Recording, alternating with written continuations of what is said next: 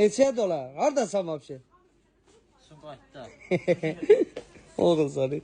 Bunlara bax 15 manata nətərdir? Neçə? 15 manat. Və 10 manatlıqlar hanı?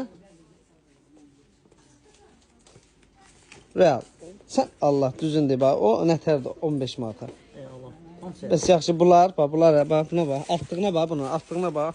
10 manata krasovkalar buna bax. Görün nə göyçə şeylərdir bax. Hamısı 10 manata. Gəl bura qaqa. Buna bax 10 manata. Bunlar 15 manata. Buna bax buralar hamısı. Görürsüz gecə ilə gətirir ya.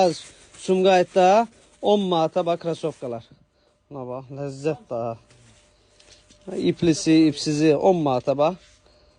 Dəqiq baxın inşallah. Onda bilərsiniz ki, necə malları biz ucuz qiymətə satırıq, hə qaqa? 10 manata, 15 manata. Bəli. Sonra? Hər bir kəsi gözləyirik. Bizdə indirim davam edir. Buyurun gəlin. Buyurun, gəl. Sağ olun. 28 filialımızda da var. Sumqayıt filialımızda da, 20 yanvar filialımızda da. Ay müəllim. Filialın hamısında var. 3 filialımız var bizim. 28, 20 yanvar, bir də Sumqayıt. Sumqayıt.